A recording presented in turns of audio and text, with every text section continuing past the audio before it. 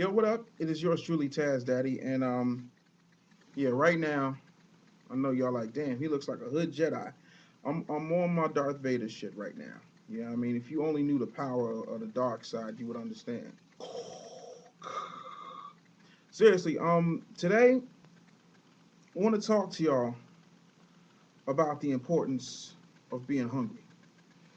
Uh, a lot of things have been happening. People have been asking my advice and my opinions on what's going on in the industry and things that I feel are important when it comes to achieving your goals. And I'm going to tell you the only way I know how. Um, this time last year, I will say that I was a walking pile of fail. I had lost my gig, lost my wife, lost my home, um, lost my money, uh, and I basically had to get everything back. A lot of times we spend so much time feeling sorry for ourselves that we don't really realize how much we have accomplished or how much that we can accomplish if we apply ourselves. And so often I find that people don't take the time to apply themselves. They take the time to start whining, bitching, moaning, and complaining, as opposed to really using the force within them and the force that comes from above to power and fuel their dreams. And so what tends to happen is people get into a rut and they start complaining and whining and making excuses and not really being fully tuned in as to what's really going on with their lives, with their career, with their love life, with their money, the whole nine. And I'll give you an example. Young lady hits me up, says, "Hey Taz, I have a friend who's a friend of yours, and I don't want to say her name, but she says you're somebody who's good to know. I'm trying to get into radio, this, that, and the third." And I said, "Okay, well, have you submitted your package? Which consists of an air check, which is basically like your demo tape if you're in radio, and your resume and things of that nature. Anything that's going to be able to sell you." Her reply to me was, "Well, I sent some stuff and I called, but I didn't get any answers. So I, needless to say, she really hadn't followed up with anybody. The people that she was talking to who were not returning her phone calls were not getting back to her. And so she was looking for someone to get back to her. And I'm a big believer in getting back to people as soon as I possibly can. Um, I'm only one man. I'm a human being. I have a life. I've got a career. I got responsibility. So there are a lot of things that happen that I can't necessarily drop what I'm doing and get back to you as soon as humanly possible. But I do my best to do that.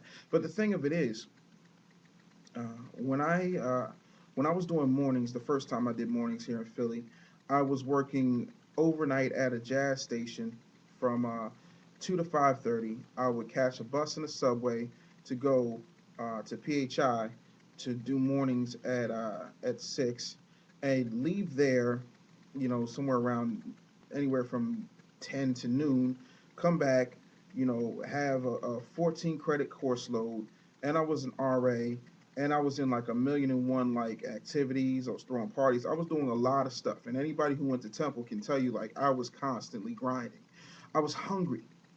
And when you have to prove yourself, and you have to establish who it is that you are, no matter what it is that you're trying to do, so that people will take you seriously and you can really get your shot. You don't have time to pussyfoot. You don't have time to wait for somebody to return your calls. If you want something, go get it. This is not the time to be sheepish. So many times we hear no and we say, "Oh, well, okay," and start getting the boo boo face. This is the boo boo face. You don't want to get the boo boo face. Boo boo faces are for people who are just full of excuses. And when I lost all the things that I lost last year, I felt a lot of ways. I was disappointed. I was brokenhearted. I was extremely, like, clinically depressed. And people say, "Oh, well, it couldn't have been that bad." And no, it was that bad. You know, I didn't let a lot of people know how bad it was, but it was bad enough that I wanted to kill myself. And I'm saying this to say that sometimes we get so wrapped up in somebody putting us on that we don't take the time to put ourselves on. You know, Jay-Z says, if you really put me on, and put yourself on then. And I put a lot of people on. I've improved a lot of people's businesses. I've improved a lot of people's careers. And, for anyone who I've ever worked with to say otherwise is a bald faced lie. But I don't walk around, touting what I did in my past. Um, I think and focus on what it is I'm going to do in the future, because I can't sit around and celebrate last year's victory. I can't celebrate last week's victory. I can't get involved in all that. What I need to do is focus on what's happening next, because right now I'm 33. Okay, I've got 7 more years, and that's it. I'm done. I'm done at 40. I'm not doing this no more. I will be lecturing and writing books, and that's it. I'm not going to sit around doing a whole bunch of viral marketing. I'm not going to sit around and be jumping on this show and that show and doing this and doing that. I want to be able to enjoy my life. I want to be able to watch Netflix in my boxes and enjoy my wife and my kids and relax. That's what I want to do. And so because I want to do that, I'm not going to waste a whole bunch of time whining and bitching and moaning and complaining and acting like, oh, what am I going to do? Such and such isn't going to put me on, and I need a hookup. See, black people do not operate from a standpoint of strength. We're always looking with a tendency to want someone to hook us up or put us on. See, when I was young in the business, I used to do a lot of interviewing. Now I take meetings. And here's the difference. See, when you're interviewing, you're convincing someone that you are the right person for the job that they have to offer. And that's fine. When you're proving yourself, when you're first starting out, you have to do those things. But once you get in, and I don't care what it is. If you want to be the CEO of the Fortune 500 company, sometimes you got to sweep the floor. Sometimes you got to work in the mailroom. But if you're the first one in and the last one to leave, you can work your way up. And then the next thing you know, you're taking over the company. You're sitting in the big chair. There are plenty of people I know, those who I've worked with before and those who I work with now, um, who don't have an office, who may not be as hungry as they once were. And that's no shade. That's just, my personal opinion. But the one thing that I can control is me. I can't control outside forces. I can't control what anybody else does. All I can control is the force within me, and my force is powerful. I feel like I can move mountains because I believe in something higher than myself. And most importantly, I believe in myself again. I am hungry, and I will never, ever hear me on this because I want to cut straight to the white meat. I will never, ever, ever wash my nuts in a BP gas station again. And when I was homeless, that's what I had to do.